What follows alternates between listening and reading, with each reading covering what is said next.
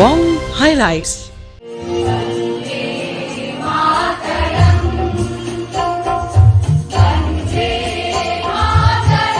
উদযাপিত হয়ে গেল পানিহাটি কালচারাল আর্টিস্ট ফোরামের উদ্যোগে শত কণ্ঠে বন্দে মাতারাম অনুষ্ঠান। দেশাত্মবোধের আবেগ ও সাংস্কৃতিক পরিবেশনার মেলবন্ধনে এদিনের অনুষ্ঠান হয়ে উঠেছিল প্রাণবন্ত ও স্মরণীয়। অনুষ্ঠানে বিশেষ অতিথি হিসেবে উপস্থিত ছিলেন বঙ্কিমচন্দ্র চট্টোপাধ্যায়ের দৌহিত্র সজল চট্টোপাধ্যায়। এছাড়াও উপস্থিত ছিলেন উত্তর ২৪ পরগনার প্রেসিডেন্ট চন্দ্রীচরণ রায় এবং ডিস্ট্রিক্ট যুব সেক্রেটারি জয় সাহা। নৃত্যশিল্পী ও সঙ্গীত শিল্পীদের মনোমুগ্ধকর পরিবেশনায় অনুষ্ঠানের শুরু থেকেই ছিল উৎসবের আবহ।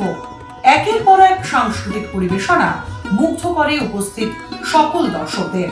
তবে অনুষ্ঠানের সবচেয়ে আবেগঘন মুহূর্ত আসে একেবারে শেষ মুহূর্তে। শতাধিক সঙ্গীত শিল্পীর সম্মিলিত কণ্ঠে যখন ধ্বনিত হয় বন্দে মাতারাম, তখন গোটা অনুষ্ঠান স্থল যেন দেশপ্রেমের আবেগে একাকার হয়ে ওঠে।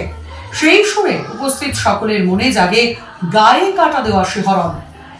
সঙ্গীত, নৃত্য আর দেশাত্মবোধের এই অনন্য সমন্বয় শুধু একটি অনুষ্ঠান হিসেবেই নয়, উপস্থিত মানুষের হৃদয়ে এক আবেগঘন স্মৃতি হয়ে থেকে গেল। পানিহাটি কালচারাল আর্টিস্ট ফোরামের এই উদ্যোগ নিঃসন্দেহে পানিহাটির সাংস্কৃতিক পরিসরে একটি স্মরণীয় অধ্যায় হয়ে থেকে যাবে।